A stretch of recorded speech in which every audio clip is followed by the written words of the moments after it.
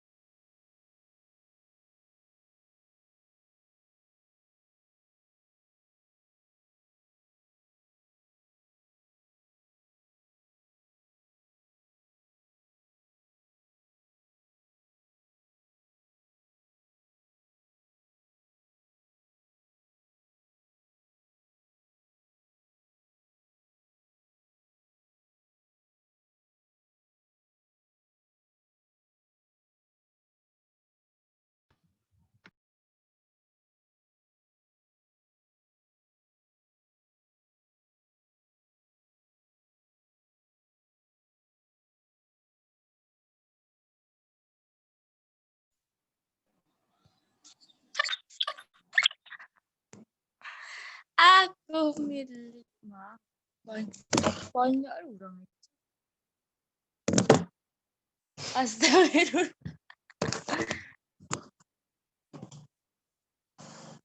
Susu kucing. Kencing banyak.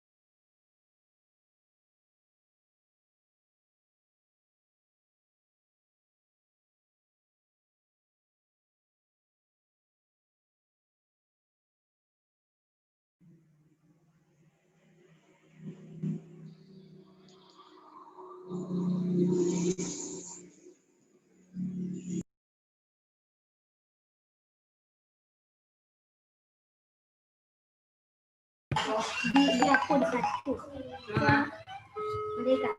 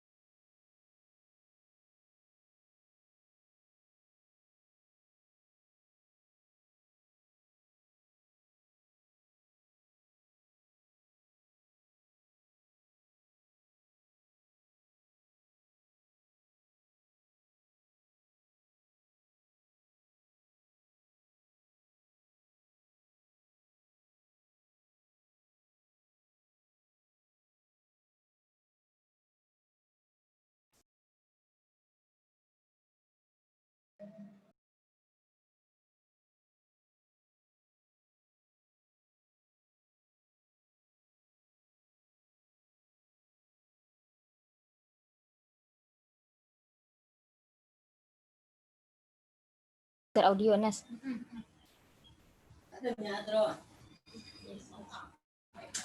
Oh, kawan-kawan ini adalah respondennya.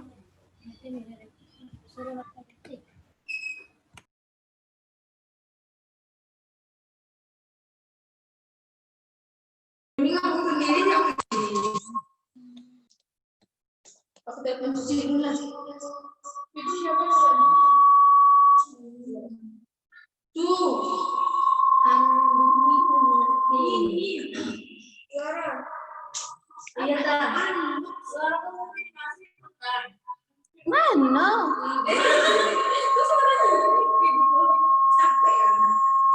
Join B belum?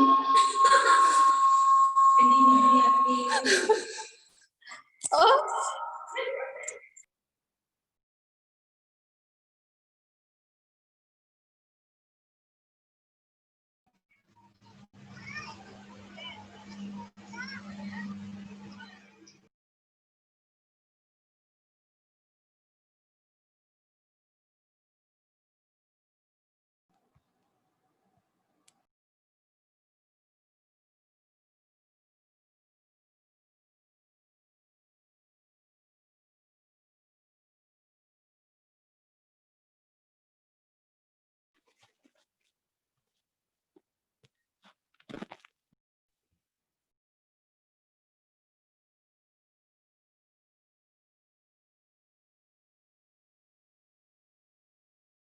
Makanya dari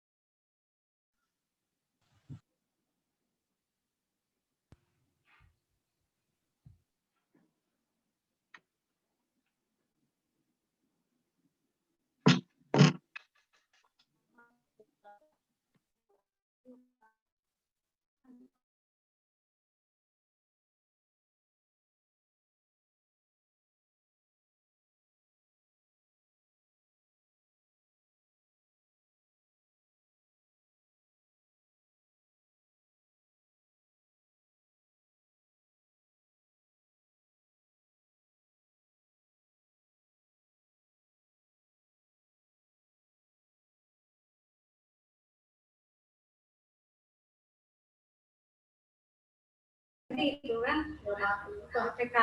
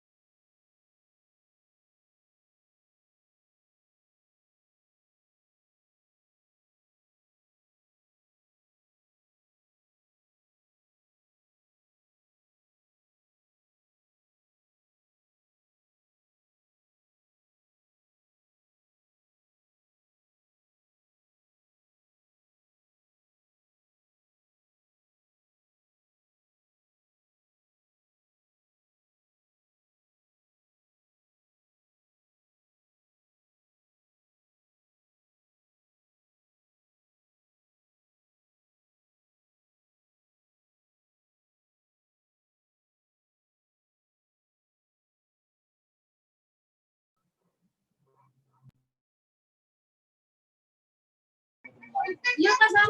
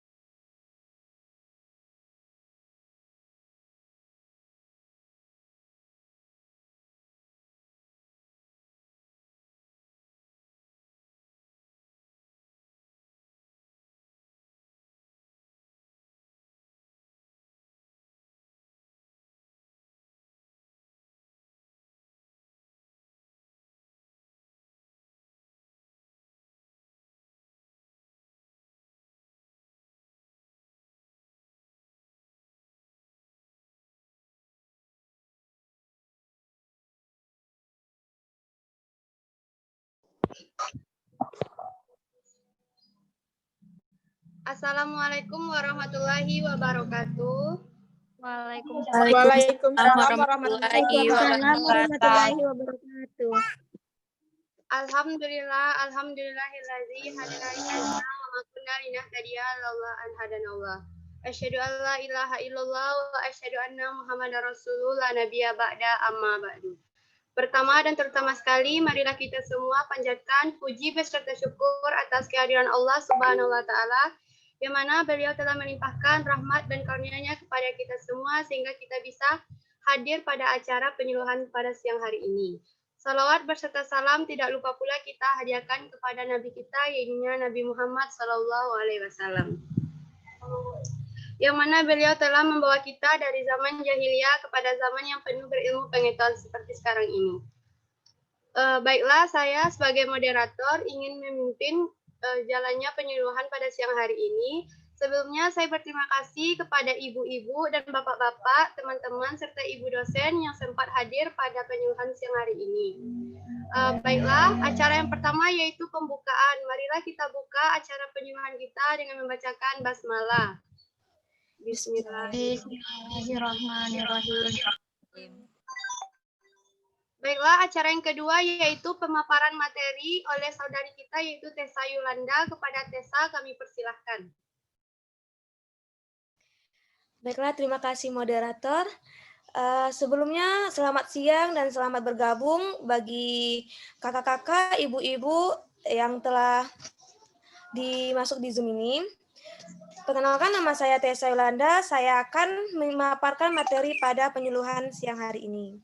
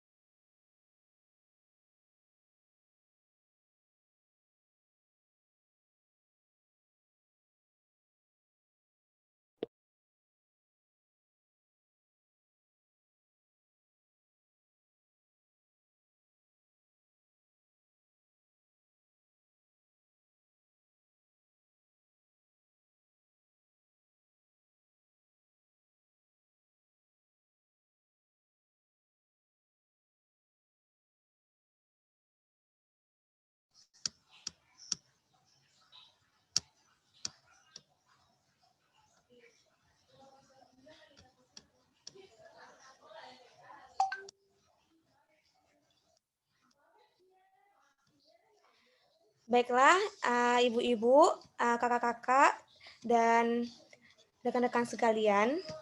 Pada pertemuan kali ini, tim kelompok kami akan membahas tentang jenis alat kontrasepsi dan dampak dari pasangan usia subur atau bisa disebut oleh PUS yang tidak menggunakan alat kontrasepsi. Sebelum itu kita harus tahu dulu apa itu pasangan usia subur atau PUS. Pasangan suami istri yang saat ini hidup bersama, baik bertempat tinggal resmi ataupun tidak, di mana usia istri antara 20 tahun sampai 45 tahun. Pasangan usia subur, laki-laki dan perempuan sudah cukup matang dalam segala hal, terlebih organ reproduksinya sudah berfungsi dengan baik. Jadi ibu-ibu, kakak-kakak, yang dimaksud oleh pasangan usia subur ini adalah pasangan dalam menjalankan kehidupan berkeluarga. Pasangan usia subur sangat mudah memperoleh keturunan dikarenakan kedua pasangan tersebut normal. Adapun hal inilah yang menjadi masalah bagi pasangan usia subur, yaitu perlunya pengetahuan tingkat kelahiran, perawatan, kehamilan, dan persalinan. Selanjutnya, apa itu kontrasepsi? Bisa dikenal di kalangan masyarakat adalah KB. Jadi ibu-ibu dan kakak-kakak mungkin telah mengetahui apa-apa itu saja KB. Dan di sini saya menjelaskan alat kontrasepsi adalah pencegahan tumbuhnya. Alat kontrasepsi adalah pencegahan terbuahinya sel telur oleh sel sperma atau pencegahan menempelnya sel telur yang telah dibuahi oleh dinding rahim. Jadi di sini alat kontrasepsi ini Bu mempunyai manfaat dari kontrasepsi itu. Dan manfaatnya itu dapat mengatur usia ibu saat hamil, agar ibu tidak terlalu tua dan tidak terlalu muda saat hamil, dan bisa mengatur jarak kelahiran sehingga dapat mencegah risiko bagi bayi ataupun ibu, dan juga dapat memperhentikan adanya penambahan keturunan atau anak. Dan di sini Bu ada beberapa faktor yang mempengaruhi penggunaan kontrasepsi. Jadi di sini ada faktor ekonomi, di mana persoalan ekonomi merupakan faktor yang sangat dominan dalam rumah tangga sehingga banyaknya ibu rumah tangga yang tidak mengikuti program KB yang disebabkan oleh faktor ekonomi. Jadi Bu, di sini faktor ekonomi ini sangat berpengaruh sekali untuk penggunaan alat kontrasepsi, di mana kalangan masyarakat yang perekonomian yang rendah juga berpengaruh untuk pemasangan KB. Di sini juga ada faktor pengetahuan, di mana faktor pengetahuan informasi atau maklumat yang diketahui atau disadari oleh seseorang, rendahnya pendidikan, maka masyarakat sangat berpengaruh terhadap pengetahuan yang dimilikinya. Rendahnya pendidikan juga mempengaruhi pengetahuan seseorang untuk mengetahui program-program yang telah diadakan oleh pemerintah. Sama seperti faktor ekonomi tadi, Bu, di sini pengetahuan sangatlah berperan sekali dalam menentukan atau penggunaan alat kontrasepsi. Jadi, masyarakat yang mempunyai pengetahuan yang rendah itu akan cenderung bimbang, tidak tahu bagaimana cara untuk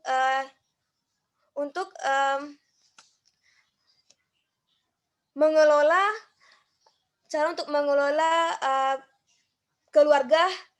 keluarganya. Dan di sini ada faktor umur. Umur sangat berpengaruh dalam mengikuti program pemerintah. Karena dengan umur yang lanjut, sangat rentan dengan kesehatan ibu untuk menggunakan alat kontrasepsi. Dan berisiko tinggi terhadap kesehatan kandungan juga, maka dari itu umur menjadi alasan tersendiri dalam mengikuti KB. Jadi Bu, di sini faktor umur sangat berpengaruh juga untuk kehamilan atau pemasangan KB. Jadi jika ibu yang berumur 20 tahun ke bawah atau rentang umur yang sangat muda, ibu itu akan susah untuk tubuhnya itu akan susah untuk itu Bu, untuk maaf saya ulangi lagi. Berarti ibu itu akan susah untuk menghandle keluarganya sendiri, baik itu dari menjaga keturunannya. Dan di sini faktor umur juga harus dicocokkan untuk pengambilan KB yang cocok bagi ibu.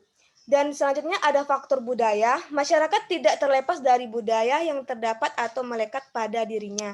Sehingga kepercayaan yang lama sudah susah untuk dirubah, sampai-sampai tidak dihiraukan dengan kemajuan teknologi dan zaman. Seperti halnya program KB ini sudah lama pemerintah terapkan, tetapi masyarakat tidak menghiraukannya. Jadi Bu, di sini ada pepatah yang mengatakan di beberapa daerah bahwasanya banyak anak itu banyak rezeki. Jadi di sini kita harus bisa menjadi masyarakat yang pintar seiring berjalannya teknologi dan zaman.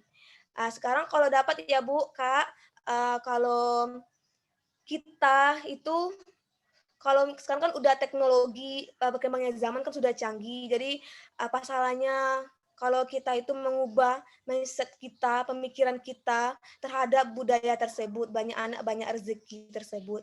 Karena di sini KB juga atau alat kontrasepsi ini juga membantu kita untuk mengatur jarak kehamilan antara anak satu dan anak selanjutnya. Dan di sini juga ada faktor pekerjaan, di mana pekerjaan seseorang juga merupakan salah satu faktor yang dapat mempengaruhi respon seseorang. Pekerjaan dengan penghasilan yang rendah cenderung memiliki respon yang kurang baik dibanding dengan seseorang yang bekerja pada posisi yang lebih baik. Di sini faktor pekerjaan juga merupakan salah satu untuk pemilihan KB juga ya Bu, karena sebagian di keluarga kita tuh harus tahu apakah pekerjaan kita ini mendukung atau tidak untuk kita meminta atau menambah keturunan lagi. Dan di sini jumlah anak, di mana faktor jumlah anak yang ideal berdasarkan program KB yang dicanangkan oleh pemerintah adalah 2 orang yang terdiri dari anak laki-laki, anak perempuan. Jumlah anak yang tidak ideal terkadang juga dapat memberikan masalah bagi masyarakat. Rendahnya tingkat pendapatan kepala keluarga akan memberi dampak pada penurunan kebutuhan hidup anggota keluarga. Dan di sini ada dampak tidak menggunakan alat kontrasepsi atau KB. Di sini ada 3 ikon, ada 3 buah ya Ibu, Kakak, kan bisa dilihat sendiri. Di mana yang pertama dapat meningkatkan jumlah kelahiran sehingga akan berdampak pada kesehatan ibu dan anaknya sendiri. Dan yang kedua akan membuat jarak antara anak yang satu dengan anak yang lain terlalu dekat, sehingga akan mengakibatkan risiko dalam kehamilan dan persalinan. Yang ketiga, ibu yang usia 20 tahun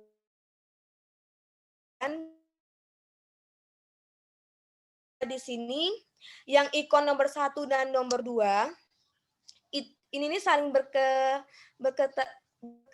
berketerkaitan, di mana dampaknya ibu yang menggunakan alat kontrasepsi di bawah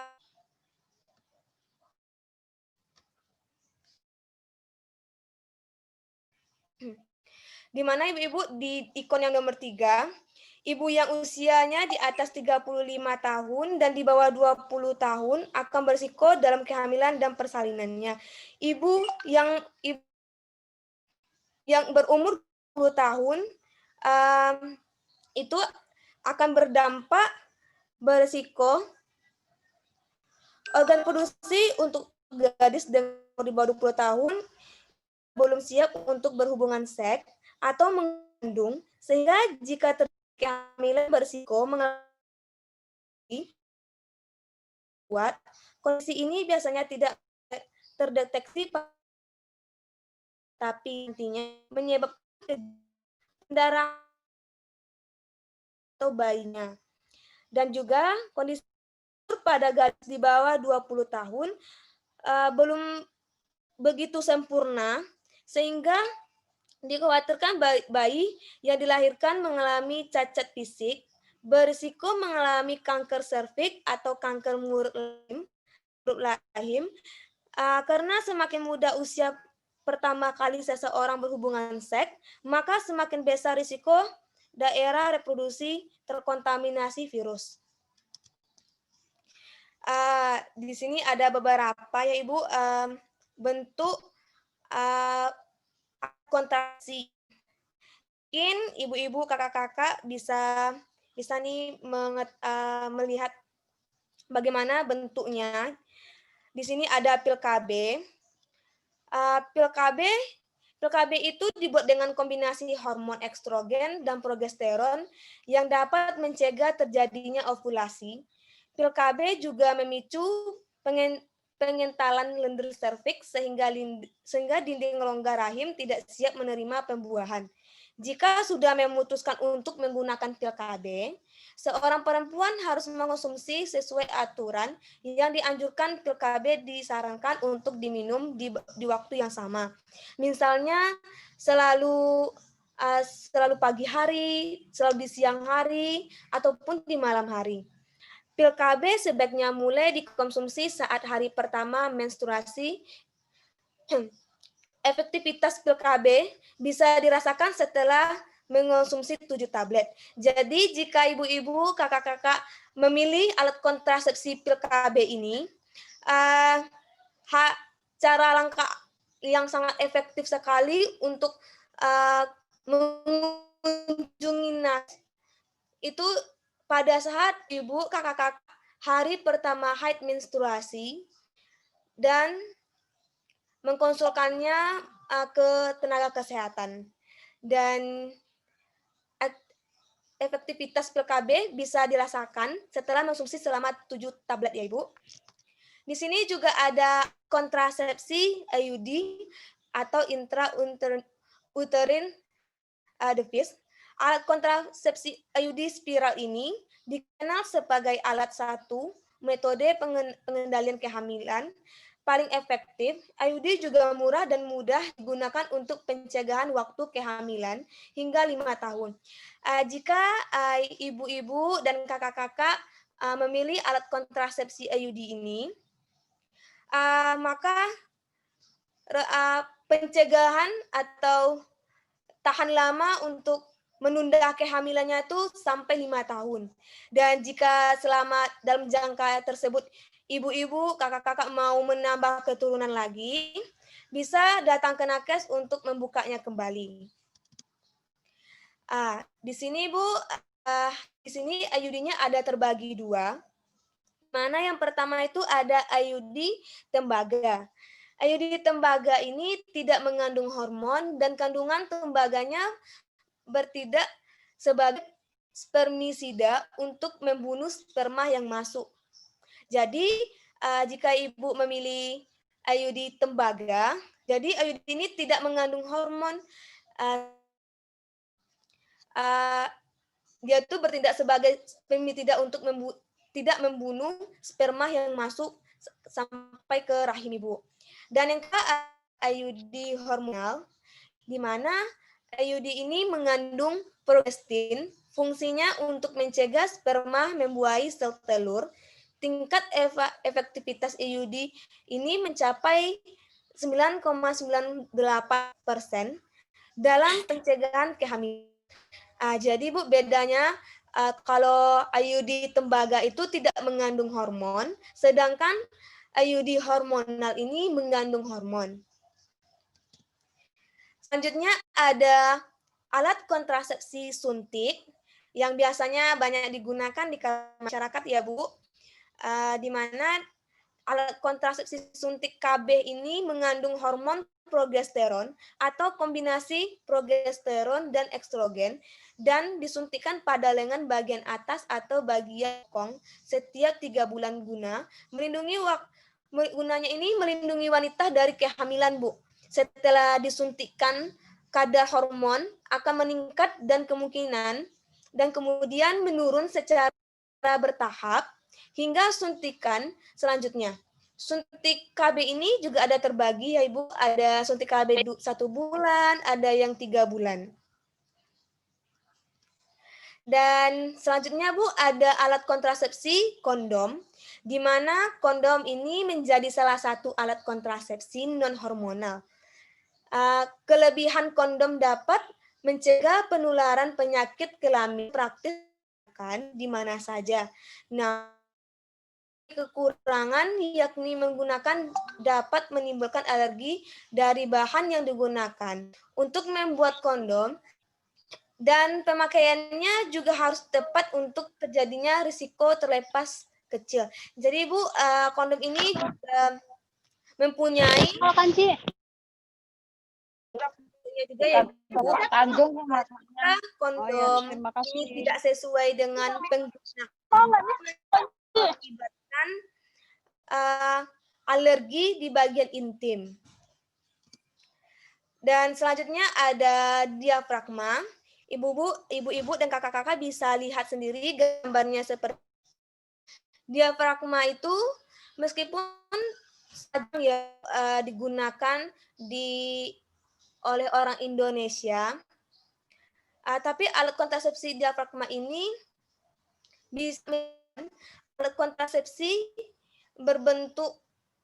alat kontrasepsi diafragma ini berbentuk kubah, Bu, dan terbuat dari silikon.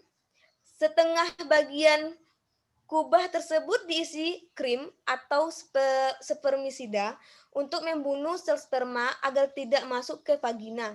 Setelah itu, alat ini dimasukkan ke dalam vagina dan diletakkan di atas serviks sebelum berhubungan intim. Berarti, Bu, di sini ini ya, Bu, jadi diafragma ini sebelum kita melakukan hubungan intim, jadi setengah bagian kubah yang berbentuk bulat itu, Bu, akan diisi krim atau spermisida yang bertujuan itu membunuh sel sperma dan dimasukkan ke dalam dinding mulut rahim ibu. Jadi supaya tidak terjadi pembuahan atau kehamilan. Dan selanjutnya Ibu, ini ada spermisida. Seperti ini ya Bu, bentuknya seperti salaf. Di mana spermisida ini mengandung bahan kimia nonoxynol -9 yang dapat membunuh sperma atau menghambat pergerakannya. Umumnya Ibu diletakkan di dekat leher rahim dan harus segera dimasukkan sebelum berhubungan intim. Efek alat ini umumnya mulai bekerja sekitar 15 menit setelah digunakan. Jadi spermisida dan diafragma ini bisa dipasang secara bersih terjadinya pembuahan. Jadi spermisida ini Bu, dia itu kisaran 15 menit setelah digunakan. Jadi sebelum 15 menit ya Ibu harus tunggu dulu baru Ibu boleh melakukan hubungan intim. Dan di sini Bu ada vasektomi, di mana vasektomi ini banyak ini spesial untuk bapak-bapak ya Bu. Ini untuk bapak-bapak, di mana vasektomi ini merupakan metode kontrasepsi jangka panjang berupa vasektomi ataupun operasi pemotongan vas deferens, yakni saluran berbentuk lubang tabung kecil dalam skrotum yang membawa sperma dari testis menuju penis. Dan vasektomi ini Bu, dia itu tuh terjadinya bekerja cara itu pemotongan Bu. Jadi itu dia tuh pemotongan antara jalan dari dari sperma menuju ke air mani Bu. Jadi jalan itu tertutup, jadi tidak bisa terjadinya pembuahan di saat ibu-ibu dan kakak-kakak melakukan hubungan intim dengan pasangan. Dan di sini yang paling banyak juga diminati Bu, yaitu KB implan, di mana alat kontrasepsi jenis ini dilakukan dengan memasukkan KB implan atau susu kulit lengan atas. Dengan cara ini cukup banyak diminati Bu, karena KB ini pencegahan kehamilannya itu cukup lama juga ya Bu, itu bisa selama 3 tahun. Jadi ibu-ibu ingin menunda kehamilan atau menjarakkan anak bisa efektif sekali untuk menggunakan KB implan tersebut. Karena jangka namanya itu selama 3 tahun Ibu. Di sini ada alat kontrasepsi tubertomi, di mana tubertomi ini adalah salah satu jenis alat kontrasepsi permanen dengan cara memotong kedua tuba falopi atau saluran tuba. Ketika tuba falopi dipotong, maka sel telur tidak dapat masuk ke dalam rahim dan sperma tidak bisa membuahi. Tubektomi ini biasanya ditargetkan untuk pasangan usia subur yang tidak ingin memiliki anak lagi, Bu. Jadi, Bu, di sini tubektomi ini, Bu, adalah pemotongan tindakan dilakukan oleh nakes, pemotongan gawat laptop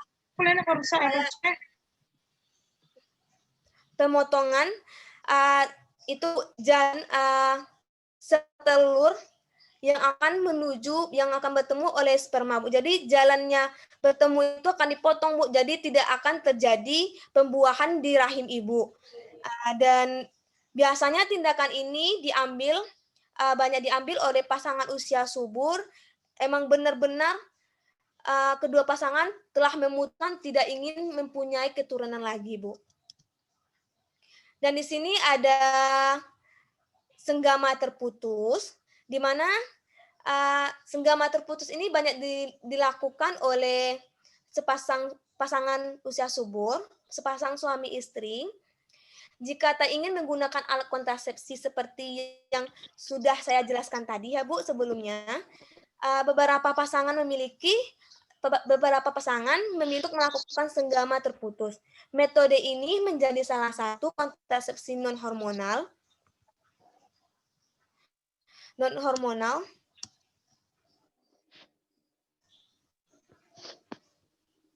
Jadi, Bu, di sini salah satu kontrasepsi non-hormonal yang dilakukan dengan cara mencabut penis sebelum ejakulasi berhubungan seksual.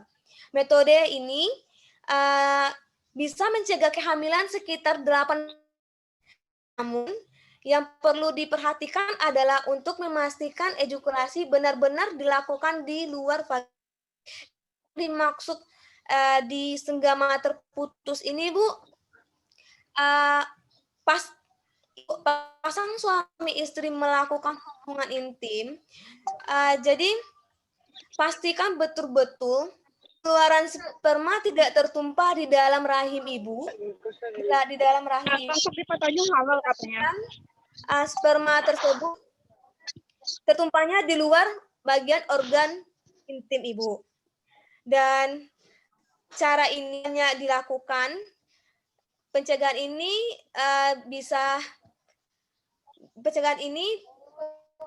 banyak dilakukan 80%, Bu. Dan di sini saya ada satu video yang dijelaskan oleh seorang dokter tentang alat kontrasepsi. Setidaknya setelah ibu-ibu menonton video yang saya putar nanti, bisa menambah wawasan, pengetahuan, dan pemahaman yang telah saya jelaskan tadi.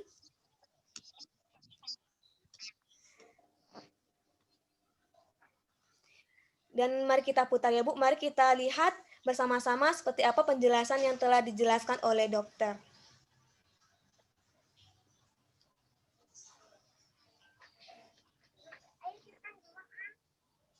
Silakan Kak Cer, diputar videonya, Kak. Baik, Kak.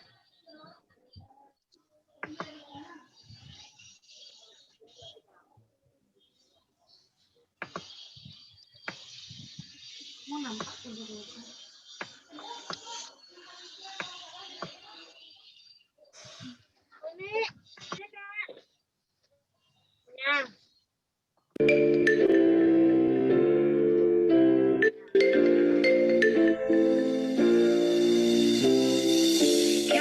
Bagi pasangan yang sudah memiliki anak, alat kontrasepsi merupakan salah satu alat yang digunakan untuk mencegah terjadinya kehamilan.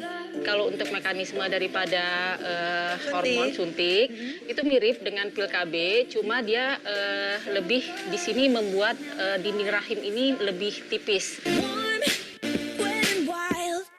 Berbagai macam alat kontrasepsi beredar di masyarakat. Namun, manakah dari KB spiral lapis tembaga atau hormonal yang lebih dianjurkan? 30% pemakai KB yang lapis hormon ini bahkan tidak haid sama sekali. tapi tidak selama masalah dipasang ya. selama dipasang. Bersama Dr. Rian Tamrin dan Dr. Reisa Broto Asmoro di Dr. Os Indonesia hari ini.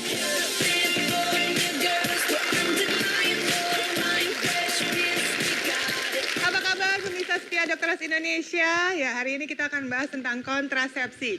Suatu cara dan juga alat yang dilakukan oleh para pasangan suami istri untuk melakukan dan mencegah terjadinya kehamilan. Dan hari ini nih saya tidak akan sendirian di studio karena sudah hadir seorang narasumber dan juga bintang tamu tentunya untuk menemani saya membahas tuntas tentang berbagai permasalahan tentang kontrasepsi, yaitu Dr. Santi dan juga Sonya Fatmala.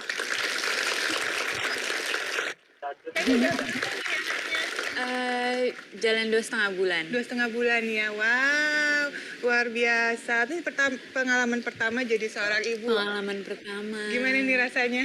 Seru banget lah pokoknya. Dokter juga anak pertama kan ya? Anak pertama, tapi udah Iya. 10 bulan sekarang. Berarti sekarang aku lagi berjuangnya nih, lagi berjuang ase eksklusif. Asik eksklusif, Insyaallah. aduh tepuk tangan dong buat saya. Karena ya harus diusahakan terus ya namanya asik eksklusif. Iya. Tapi kalau Sonya sendiri nih udah melakukan KB belum? Ayo. Kebetulan belum. Belum ya? Wah, padahal udah 2,5 bulan ya. Nah, ini Dokter Santi, hari ini kita akan mengupas tuntas nih tentang kontrasepsi. Dan banyak nih di masyarakat yang masih bertanya-tanya, sebenarnya kontrasepsi itu aman nggak sih gitu? Berbahaya nggak sih buat tubuh? Tapi sebelumnya saya mau menjabarkan dulu kepada Anda pemirsa di rumah yang belum tahu, sebenarnya kontrasepsi itu ada apa aja sih dan caranya tuh bagaimana? Nah, saya ada gambarannya nih untuk Anda. Di belakang saya nih, nah, ada kontrasepsi yang paling sering dan paling banyak ditemukan di luar sana, ya ada kontrasepsi pil. Dan kontrasepsi pil ini yang bisa melakukan pencegahan kehamilan tentunya dari dalam tubuh sang wanitanya. Nah, ini adalah gambarannya ketika terjadi hambatan pada kehamilan. Kemudian ada lagi yang cukup sering dan banyak dilakukan juga oleh masyarakat adalah kontrasepsi dengan cara suntik atau KB suntik, terkenalnya begitu. Dan di depannya Dokter Santi kayaknya lagi banyak juga nih. Dokter. Iya. Nah, kalau menurut Santi sendiri, sebenarnya KB mana sih yang paling efektif? Oke, kita ini dulu kita kenal dulu, ada bermacam-macam Iya. KB mungkin ya. Jadi ada pil KB pun Contohnya tuh pilnya. ini ada pil KB untuk pil menyusui ya. Ada juga yang pil kombinasi ininya, dan pil kombinasi pun dia isinya pun dia ada variasi-variasinya di mana masing-masing pil itu ada keuntungannya. Kemudian juga ada KB suntik tadi. KB suntik pun ada 2 macam ini. Ada KB suntik yang disuntik setiap bulan, ada KB suntik yang disuntiknya setiap 3 bulan. Ya, kemudian ini ada spiral. Spiral itu ada 2 macam. Ini spiral yang berlapis tembaga ininya. Nah, kalau yang ini sebetulnya spiral yang ada kandungan hormonalnya. Jadi dia tidak ada lapisan tembaganya, cuma ada tabung yang berisi hormon yang lepas lambat. Ini semua masing-masing ada kelebihannya masing-masing dan ada kekurangannya masing-masing juga. Nah, jadi kalau dari pil KB menyebabkan kasus atau mencegah kehamilan, satu tadi dia mencegah untuk ovulasi. Kalau tidak terjadi ovulasi berarti tidak pernah akan terjadi kehamilan. Yang Jadi kedua, telurnya nggak matang tuh ya? iya, telurnya tidak matang ininya. Kemudian dia membuat lendir di mulut rahim ini menjadi lebih kental. Kalau ya Lebih susah ya? lebih si sperma berjuang masuknya menjadi lebih susah ininya ya. Kemudian juga di sini suasana di dalam rahim ini pun dia akan berubah sehingga kebanyakan sperma akan lebih dulu mati di sini sebelum mencapai ke ovariumnya. Seperti itu. Itu mekanisme daripada pil KB. Tapi kalau untuk mekanisme daripada hormon suntik itu mirip dengan pil KB, cuma dia lebih di sini membuat dinding rahim ini lebih tipis. Itu kenapa pada KB suntik kita jarang haid ininya, ya. Jadi karena dia ininya tipis, membuat si embrio itu tidak mau menempel di sini dan juga membuat sperma tadi tidak bisa bergerak masuk ke dalam ovarium, ke dalam tuba dan mencapai ovarium. Itu mekanisme kerjanya, ya. Nah, kalau untuk spiral, Ini spiral ada bentuk aslinya nih ya? yang Ya, kecil ini ya? bentuk asli dari spiral. Nah, kalau spiral dia mekanismenya kita menaruhkan benda asing di dalam rahim ini, ya, sehingga membuat si sperma ini tadi masuk ke sininya menjadi kesulitan juga karena ada terhalang. Nah, ya. Nah, yang sering ibu-ibu takut sebetulnya spiral ini dia simpel sekali pemasangannya, ya. Jadi ini bentuk ininya, kita cuma tinggal lipat ininya, ya. Spiralnya. Kemudian kita ukur panjang dari mulut rahim ke rahim. Ini kemudian kita masukkan ke dalam vagina, dimasukkan ke dalam rahim, ininya. Terus kita dorong aplikatornya ini.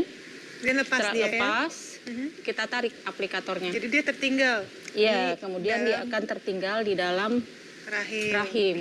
Jadi Oke. cukup gampang, dia hanya membutuhkan waktu hanya sekitar 1-2 menit ininya. Pengerjaannya. Pengerjaannya. Ya, cepat ya. Iya. Tapi Dok, kalau misalnya yang tembaga sama yang hormonal lebih aman mana? Kalau masalah aman, dua-duanya Dua-duanya sama-sama aman. Cuma Bedanya? ada keuntungannya. Kalau dia spiral tembaga, memang ini kan dia benda asing, sehingga menyebabkan lendir daripada vagina ini akan keluar lebih banyak. Itu beresiko untuk infeksi ya kalau kita tidak menjaga kebersihan vagina dengan baik. Kemudian juga dia juga menyebabkan darah haid menjadi lebih banyak, kemudian haidnya jadi lebih panjang, kemudian juga kadang-kadang ada spotting-spotting di luar siklus haid. Nah, efek samping ini diperbaiki oleh KB hormonal yang lapis hormonal ini tadi. Jadi karena dia ada kandungan hormonalnya, maka lendir di serviks ini, di mulut rahim ini menjadi lebih kental, sehingga dia kuman itu jadi lebih jarang bisa masuk. Lebih susah masuk. Ya, faktor infeksinya menjadi lebih kurang bila kita memakai KB yang lapis hormonal. Karena dia mengandung hormon progesteron, menyebabkan haidnya pun tidak menjadi lebih banyak, malah dia lebih sedikit ininya. 30% pemakai KB yang lapis hormon ini bahkan tidak haid sama sekali.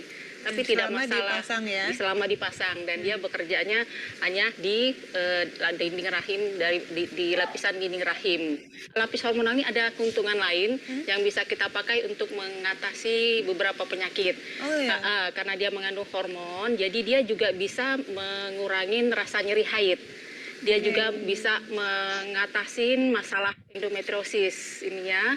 Dia juga bisa mengecilkan adenomiosis, yaitu tumor yang di dalam dinding rahim ini. Kemudian juga dia bisa juga untuk mengatasi problem penebalan dinding rahim. Jadi efek kelebihannya Malah dia lebih banyak kelebihannya iya, ya? lebih banyak kelebihannya. Makanya kenapa keuntungan kita lapisin hormon di sini. Oke, dan tentu Seperti itu. jangan dipikir dengan adanya hormon kemudian wah ini bisa menyebabkan sesuatu yang berbahaya atau berubah juga nih tubuhnya. Dan Iya. tapi memang pasti ada sisi negatifnya juga ya, Dok. Iya, betul. Dan harus diperhatikan juga berapa lama nih penggunaannya. Nah, mungkin pemirsa di rumah nih banyak yang belum tahu nih, Dokter Santi. Oke, kalau yang KB spiral tembaga ini sebaiknya tahun harus diganti ininya ya. Kalau yang lapis hormonal dia bisa bertahan sampai 8 tahun. 8 tahun. Iya.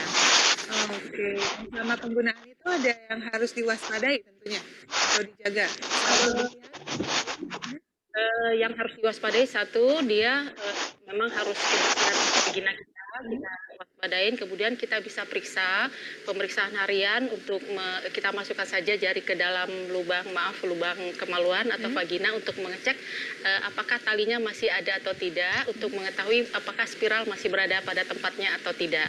Seperti itu. Ya, kalau ada keluhan seperti nyeri perut atau keputihan yang hebat, cepat datang ke dokter supaya kita atasin masalahnya.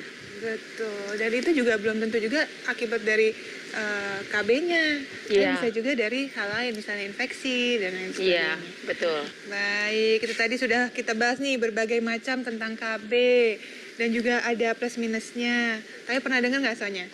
Kalau KB itu katanya ada yang bisa bikin gemuk.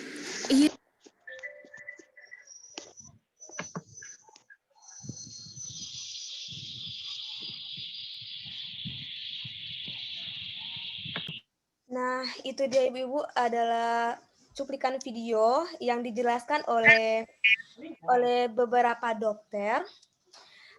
Di sini karena videonya udah berakhir, mungkin Sampai di situ penjelasan dari materi dari kelompok 6 pada penyuluhan pada hari ini.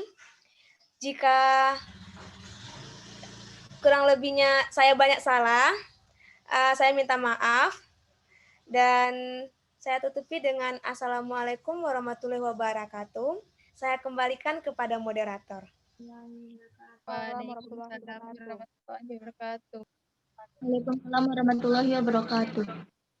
Terima kasih kepada saudari kita Tessa Yuhanda. Acara selanjutnya yaitu sesi tanya jawab kepada ibu-ibu atau bapak-bapak yang ingin bertanya kepada kelompok penyaji. Silakan diaktifkan kamera beserta videonya.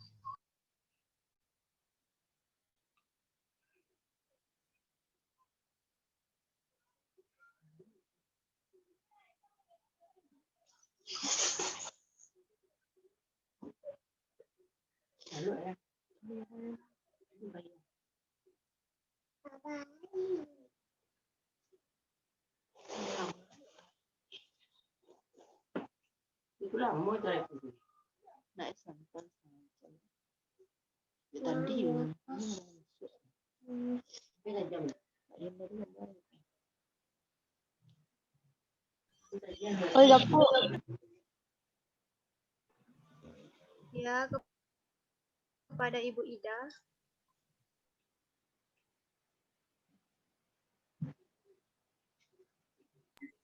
Akunnya informasi tuh. Kamu kawan jaga tanyo. Pasnya orang tuh. Ante, pasnya tuh karena teh. Ayo. Dulu, kalian selalu namanya? Tika. Tika namanya. Ika. Ika. Tika. Tika. Tika, Ibu tanya ya. Misalnya kalau enggak dibuka spiral tuh pada waktu jangkanya, apa efeknya, Bu?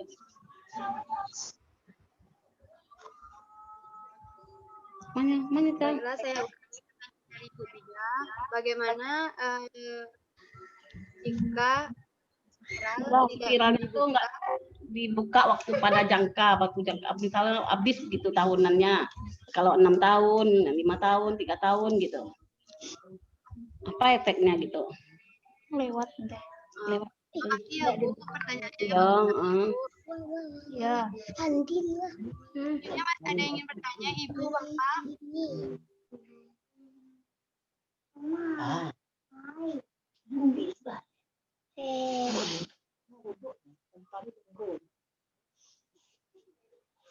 Mana jawabannya kok?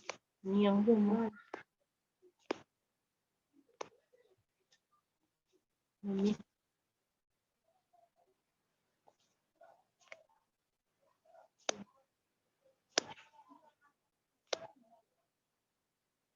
Mana niang semua?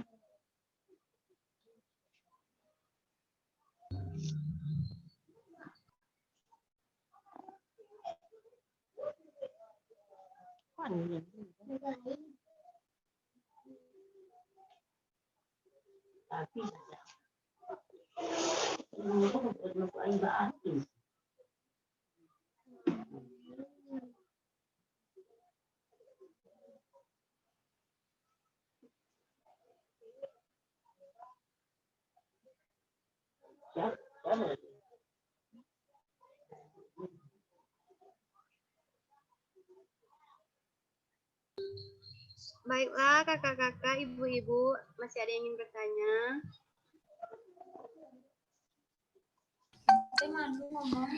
Atika, Ya, Resi. Resi mau mewakilkan di sini ada yang bertanya, seandainya jika dia menggunakan KB suntik yang 3 bulan, terus kan halangannya dia nggak halangan selama penggunaan KB kan, bagaimana menentukan masa menopause-nya? Mungkin hanya itu. Terima kasih Resi dan responden Resi. Ya. Izin berbicara, Tika. Baik, Saji. Bisa diulangi pertanyaan Resi tadi, Tika? Terima kasih. Resi, bisa diulang pertanyaan lagi, Resi? Jadi begini, jadi responden di sini menggunakan KB 3 bulan. Jadi untuk halangannya itu dia tuh tidak ada halangan atau halangannya tuh kadang-kadang kan. Jadi bagaimana menentukan pada saat masa menopausnya itu kan, sedangkan dia memang sudah jarang halangannya gitu. Bagaimana sih, Ci? Baik, Ci. Terima Ya, terima kasih. kasih. Sama-sama. Itu kan deh loh. Ini pa itu tiga deh. Lagi apa? Duduk spontan dikit lagi. Tapi kan siap sini. Lagi dulu siap.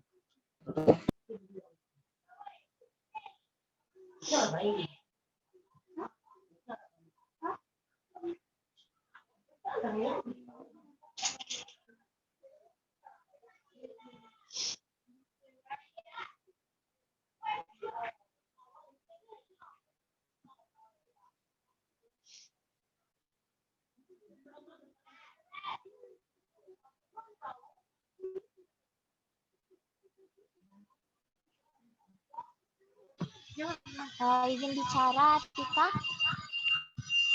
Ya, silakan Ceria.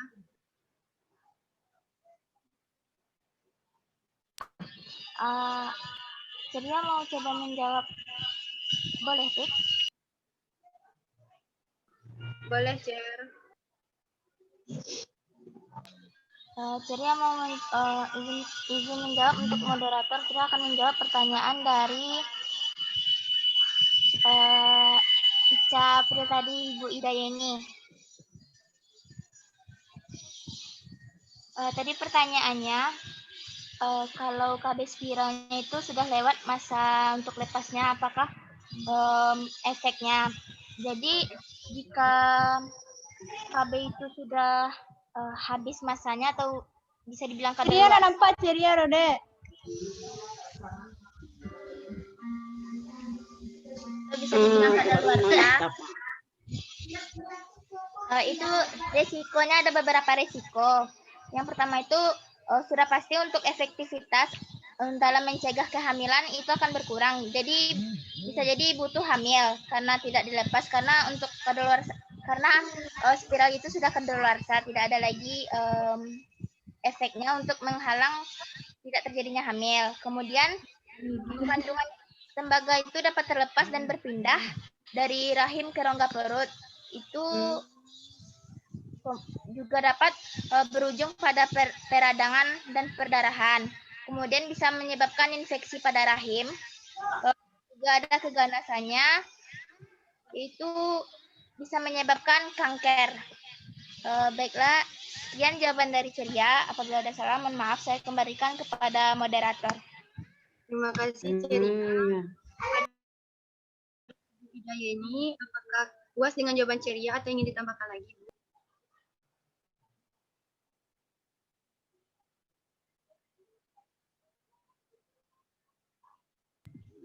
Kepada Ibu Ida Yeni, apakah ingin ditambahkan lagi jawabannya? Apa? Ini nanti ditambahin jawabannya. Enggak apa-apa ya. Tambahkan. Ditambahkan lah. Kamu tuh sama Ceria aja ya. Entah, Yeni menjawab sih. Jadi tambah Ceria. saya ingin membantu menambah jawaban dari saudari Ceria. Jawaban yang ingin saya tambahkan yaitu pada saat itu mungkin alat KB spiral itu sulit dilepaskan karena pada kondisi alat KB spiral bergeser dalam tersangkut atau benangnya mungkin berada di tempat yang sulit dijangkau. Nah, apabila itu terjadi, maka tenaga kesehatan mungkin akan melakukan sitobras namanya Bu, yaitu kuas khusus mirip aplikator maskara. Alat tersebut akan dimasukkan pada vagina, diputar lalu ditarik agar benang KB spiral yang patah atau membandel dapat keluar. Lalu bisa juga dengan metode sitobras tidak berhasil, tenaga medis dapat menggunakan kait khusus dari besi tipis. Dan ini mungkin akan digunakan beberapa kali. Jika pada percobaan pertama alat KB spiral tidak berhasil dikait, tenaga medis akan memasukkan kembali alat pada vagina sampai berhasil. Hal ini tergantung seberapa dalam alat KB spiral masuk pada tubuh ibu.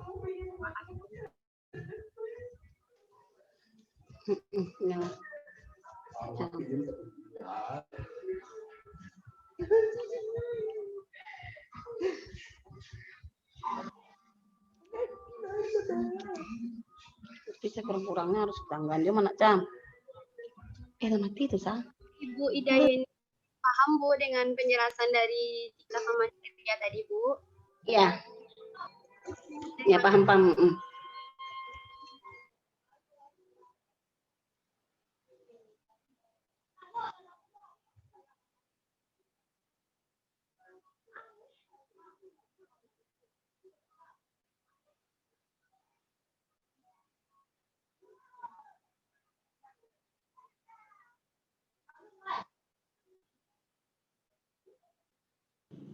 Atika, izin moderator menjawab pertanyaan dari Resi.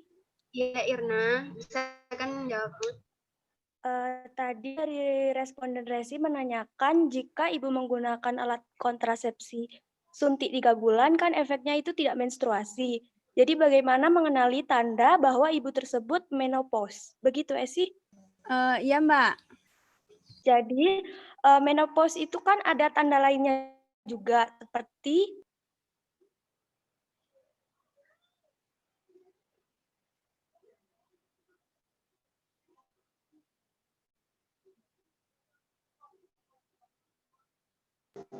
kan tanda yang pertama itu, ibu yang akan menopause itu siklus menstruasinya itu tidak teratur atau haidnya hanya sedikit.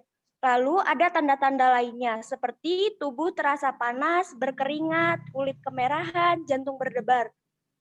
Ada juga gejalanya seperti vagina terasa kering sehingga terasa gatal, tidak nyaman dan nyeri. Ada juga contohnya tanda dan gejalanya libido menurun, gangguan tidur atau insomnia, sulit berkonsentrasi, emosi tidak stabil, berat badan bertambah, nyeri kepala, rambut menipis, kulit kering, dan sebagainya. Jadi, jika ibu siklus menstruasinya tidak teratur, ada tanda-tanda tersebut bisa dikenali juga apakah ibu itu masuk ke menopause atau tidak. Seperti itu. Terima kasih. Terima kasih kepada Irna. Apakah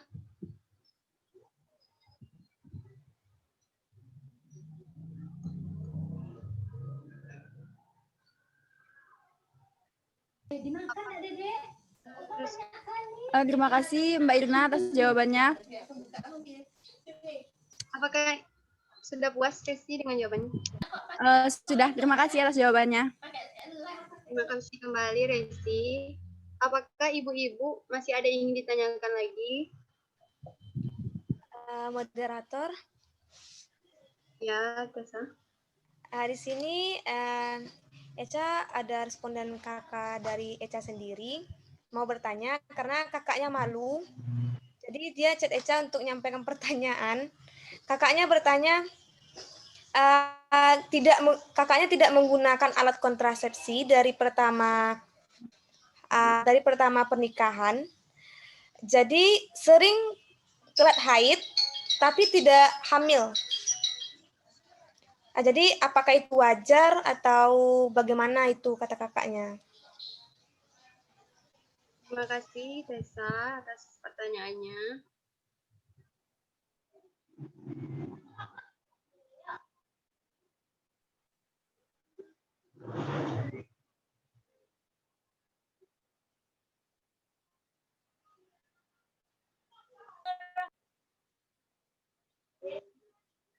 Apakah masih ada ibu-ibu, kakak-kakak yang ingin bertanya lagi?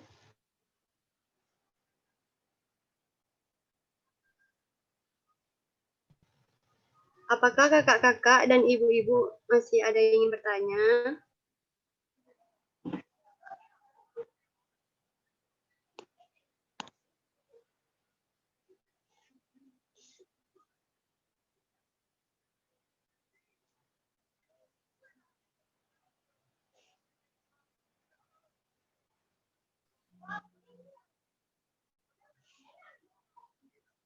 Atika, Ya, Atika, ibu yang sama Nopi ini dia mau nanya. silakan Ibu Elida. kata ibu ini kalau misalnya pakai KB 3 bulan tuh kenapa efek sampingnya bisa perutnya membesar gitu, Atika? Baik, terima kasih Novia dan Ibu Eliberti atas pertanyaannya. Ya, sama-sama. Moderator izin bertanya.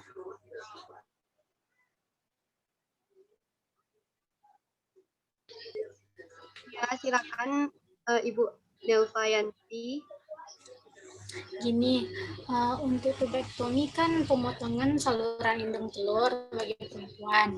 Jadi, apakah apabila ibunya melakukan tubektomi atau steril, apakah masih ada kemungkinan ibunya untuk hamil? Apakah masih bisa ibunya hamil, moderator? Lakukan KB tubektomi.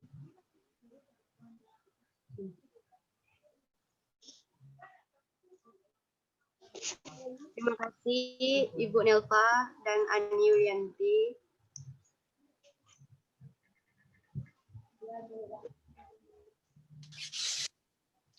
Instruksi moderator bisa diulangi pertanyaan dari saudara Ani tadi. Pertanyaan Soalnya di sini putus-putus kurang jelas. Biar saya ulang. Pertanyaan dari saudari Ani itu yaitu ketika ibu memakai KB tubektomi apakah masih bisa terjadi kehamilan atau tidak? Karena kan salurannya itu sudah dipotong atau diikat. Iya. Ya, terima kasih. Tunggu loh. Mama Zoom ya. Mama Zoom itu sebentar.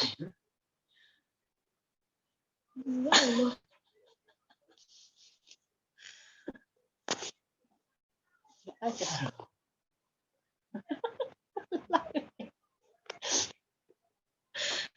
Galak kain. Asli.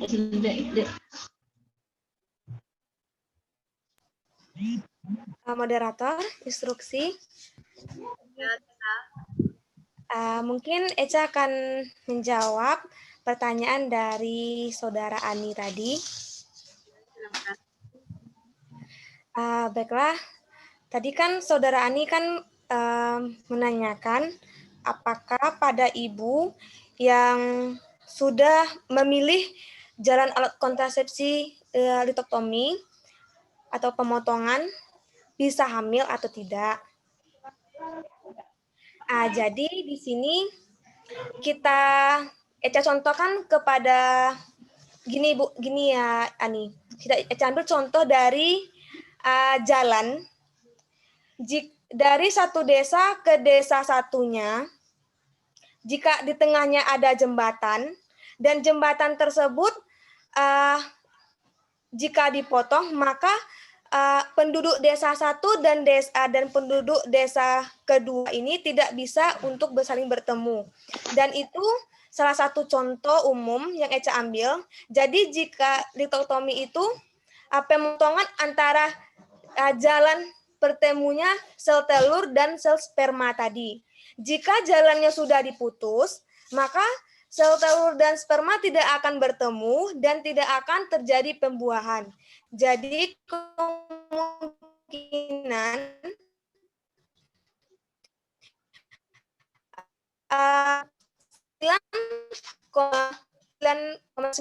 tidak akan terjadi sperma menuju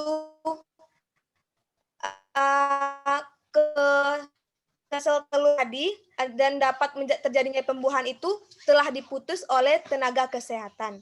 Mungkin itu penjelasan dari Eca. Eca kembalikan kepada moderator. Terima kasih pada saudari Eca. Apakah Ibu Nelvayanti sudah paham dengan jawaban dari saudari Eca?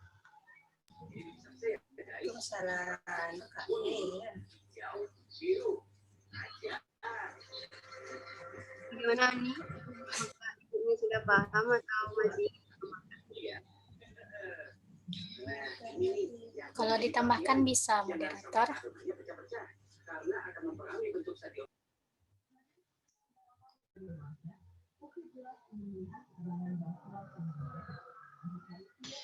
Izin bicara moderator.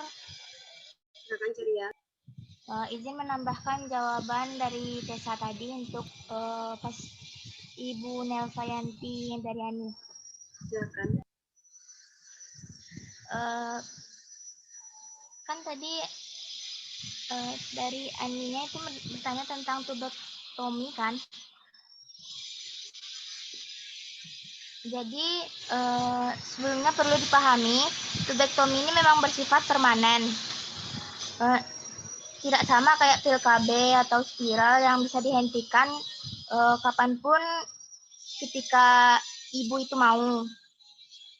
Jadi untuk KB tubektomi ini benar-benar harus memutuskan terlebih dahulu, harus benar-benar mengambil keputusan yang matang. Soalnya 99,9% tubektomi ini memang ampuh untuk mencegah kehamilan karena memang dari saluran itu sendiri dipotong. Jadi artinya itu dari 100 ibu yang menggunakan prosedur tubektomi itu kemungkinan untuk hamil itu hanya 1. Itu pun sudah dipastikan gitu ibu tuh tidak bisa hamil karena memang saluran tuba falopinya itu memang dipotong. Jadi tidak ada kesempatan untuk sel sperma masuk untuk bertemu dengan sel telur. Sekian dari Ceria. Saya kembalikan kepada Tika. Terima kasih kepada Ceria. Apakah Ibu Nelvayanti sudah paham dengan jawaban dari teman-teman tadi, Bu?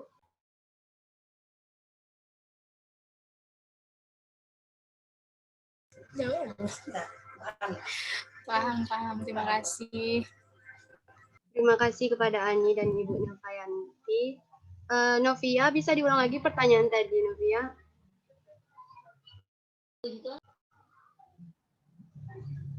Iya, Tika. Pertanyaannya, kenapa pakai KB suntik 3 bulan itu mengakibatkan perut ibu menjadi besar?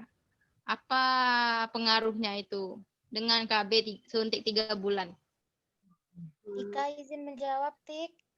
Iya, silakan Melina. Baiklah, di sini Mai akan mencoba menjawab pertanyaan dari responden Ibu Novi. Kenapa Ibu setelah memakai KB 3 bulan itu efek sampingnya itu adalah perutnya yang buncit ya, Novi ya? Iya, Mai.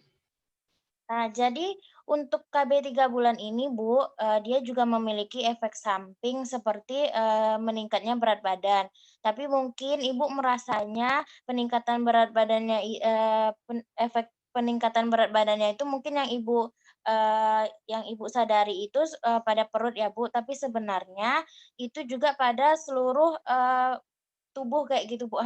Jadi mungkin berat badan Ibu juga bertambah, Bu. Ini nih memang efek dari KB 3 bulan.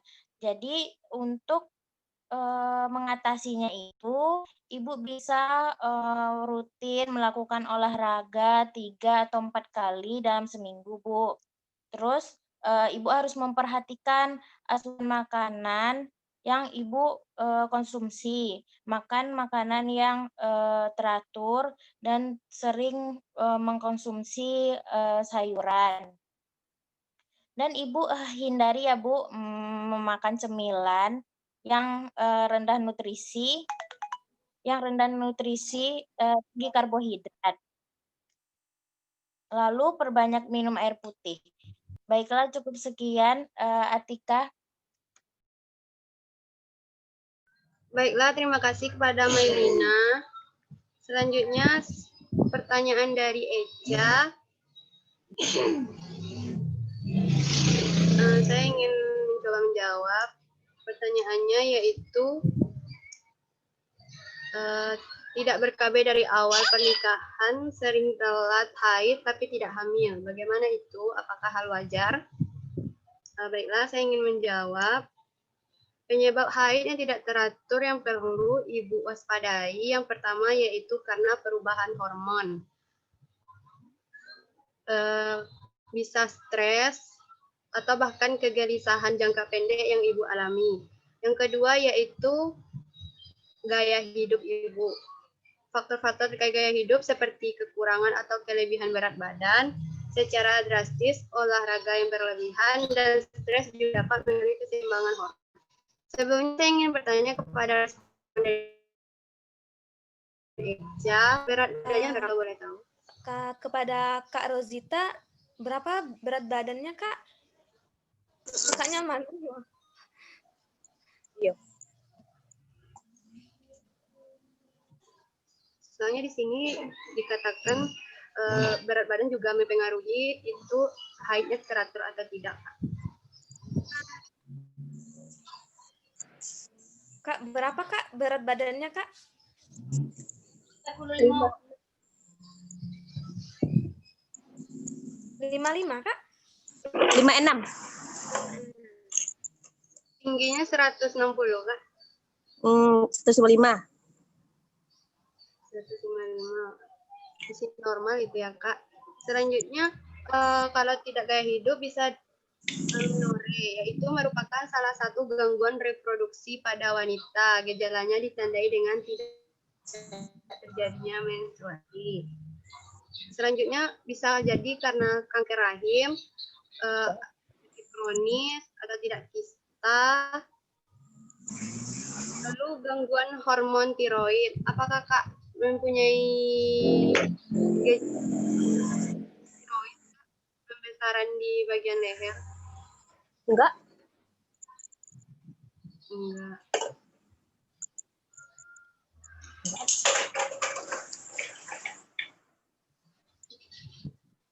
Itu saja mungkin jawaban dari saya. Apakah ada teman-teman yang ingin menambahkan?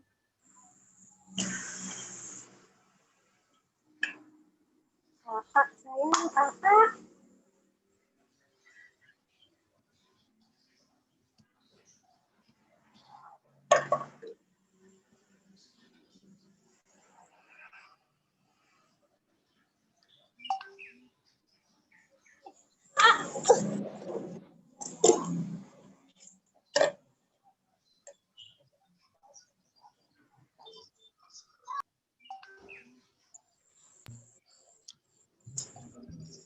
Baiklah, jika tidak ada, selanjutnya Ibu dosen, apakah ada tambahan yang ingin disampaikan untuk kami, Bu?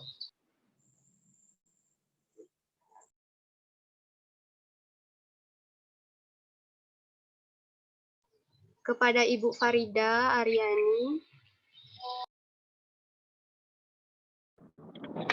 Ya. Terima kasih pada siapa moderatornya? Tika ya. Terima kasih Tika. Selamat siang Ibu-ibu. Assalamualaikum warahmatullahi wabarakatuh. Waalaikumsalam warahmatullahi wabarakatuh. Terima kasih atas waktu dan kesempatannya dari ibu-ibu untuk kami dari D3 Kebidanan Martubakti Jaya Padang untuk memberikan sedikit ilmu atau berbagi atau sharing ilmu kepada ibu-ibu sekalian tentang KB, ya bagaimana dampaknya jika tidak menggunakan alat kontrasepsi atau apa saja jenis-jenis alat kontrasepsi yang ada tersedia di pasaran Indonesia sekarang atau di daerah kita atau di negara kita ya ibu-ibu. Seperti yang sudah disampaikan tadi oleh adik-adik kita, apa saja jenis-jenis kontrasepsinya dan bagaimana cara kerjanya serta apa efek samping yang dapat terjadi pada penggunaan alat-alat kontrasepsi tersebut. Tadi ada beberapa pertanyaan yang saya simak yang sedikit ingin saya tambahkan mengenai alat kontrasepsi kontab atau metode yang operasi itu ya, yang metode operasi kalau pada wanita yang namanya tubektomi. Nah, kalau pada pria namanya vasektomi. Nah, kalau itu saluran telurnya itu yang kita, kalau caranya sebenarnya ada dua, ada yang diikat, ada yang memang dipotong gitu kan, artinya memang diputus hubungan keduanya. Nah, kalau untuk yang diikat, tapi sekarang jarang lagi yang diikat, yang lebih banyak itu memang langsung dipotong aja. Kalau yang diikat, bisa ada kemungkinan nanti dibuka kembali melalui operasi lagi, itu bisa kemungkinan hamil lagi. Cuman resiko untuk hamilnya itu ada istilahnya hamilnya di luar rahim.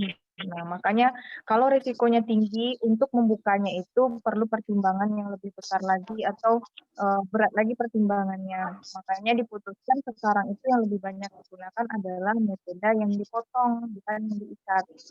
Sama juga dengan yang laki-laki dan perempuan. Kalau pada laki-laki berarti saluran spermanya itu yang diputus. Ya, saluran spermanya dari tempat produksi sperma sampai dia nanti ke salurannya itu yang diputus. Sehingga tidak ada jalan lewat bagi sperma untuk keluar dari tempat dia diproduksi atau istilahnya kalau pabrik itu kan dibuat, gitu kan. Itu dia yang dikatakan dengan metode operatif. Nah, kemudian untuk apa tadi, penggunaan suntik ya, yang katanya perutnya lebih membesar. Nah, sebenarnya sama ya seperti yang disampaikan adik tadi, bahwa sebenarnya efek samping dari penggunaan KB suntik itu adalah peningkatan berat badan dan apa namanya, penimbunan lemak. Karena penimbunan lemak ini jadinya pada perut, karena dia merupakan jaringan yang lunak, jadi akan lebih gampang terlihat pembesaran itu di daerah perut. Makanya kesannya perutnya yang lebih besar. Ya, kita perempuan itu yang lebih kelihatan kalau ada peningkatan berat badan kan di perutnya duluan. Karena di perut itu ada jaringan lemaknya lebih besar juga di sana. Kalau dia jaringan lemak yang lebih menumpuk, maka di perut yang lebih kelihatan. Ada lagi di daerah panggulnya, itu yang akan lebih kelihatan membesar. Gitu. Demikian mungkin tambahan dari saya, Saudari Tika, dikembalikan ke Tika. Assalamualaikum warahmatullahi wabarakatuh. Waalaikumsalam warahmatullahi wabarakatuh. Terima kasih. Waalaikumsalam. Selanjutnya penutupan, marilah kita tutup acara kita dengan membacakan Alhamdulillahirrahmanirrahim. Selanjutnya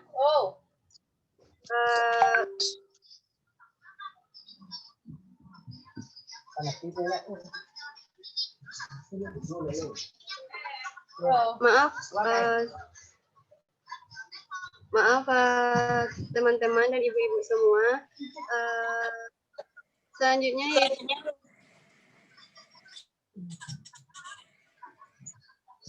yaitu penyampaian dari ibu dosen kita, yaitu Ibu Eka. Kepada Ibu Eka.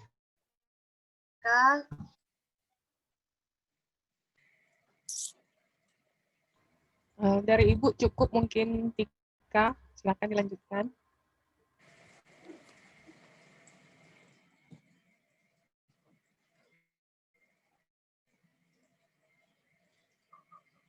Baik Ibu, terima kasih.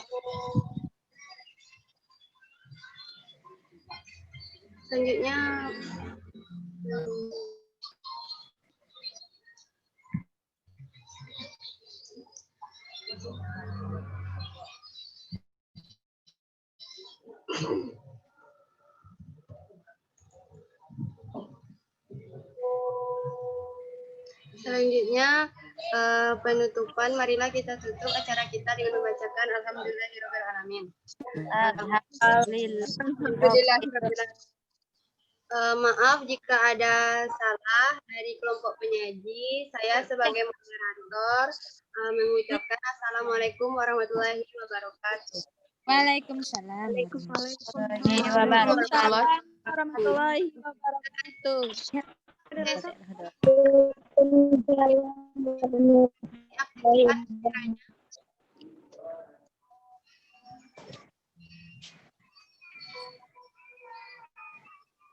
Silakan diaktifkan kameranya ibu-ibu, teman-teman.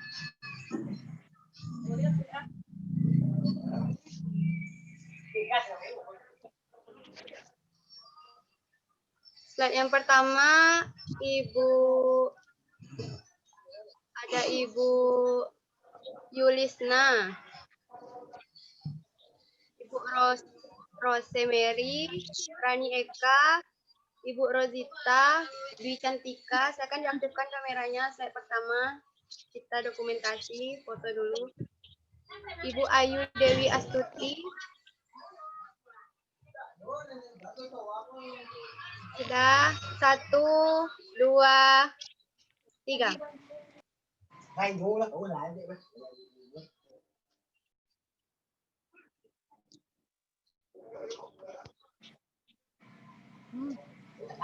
Selanjutnya slide kedua. Verina, aktifkan kameranya. Mutiara, Wilda, Sherina. Kita mulai ya. 1, 2. Sudah. Selanjutnya slide ketiga. Ada Ibu Irmawati, Ibu Nining, Delva, Ibu Elizabeth, Ibu Yensi, Ibu Yeli, Ibu Novi, Ibu Sylvia, Ibu Andini.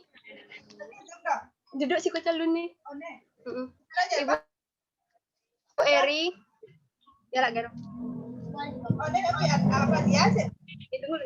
Nah, 1, 2. Selanjutnya slide keempat. Ada Ibu Yeli Cintia, Ibu Novi Elia, Ibu Sylvia Geni, Ani Aziza, Andini, Ibu Desa, Ibu Yeli. Udah ya, 1, 2.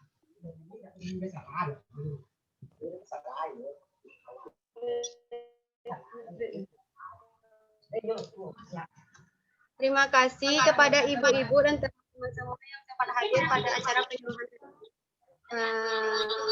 Beristirahat ibu-ibu dan teman-teman semua.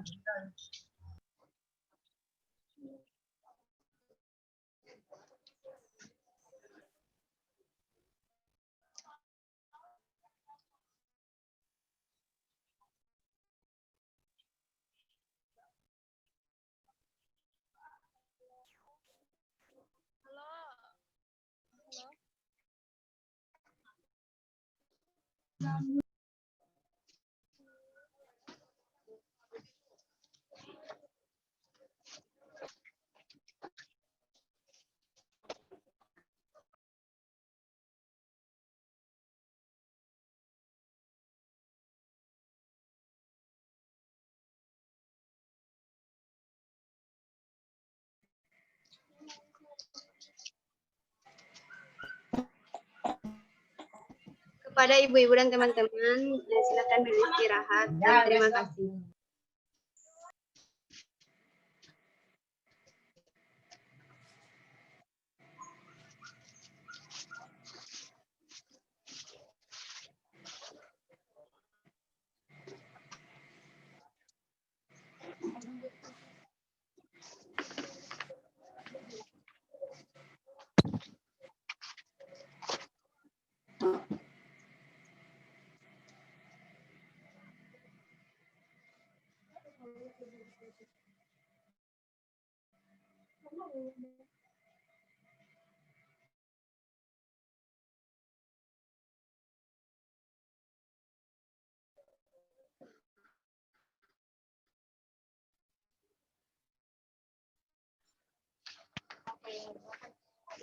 Oh ya.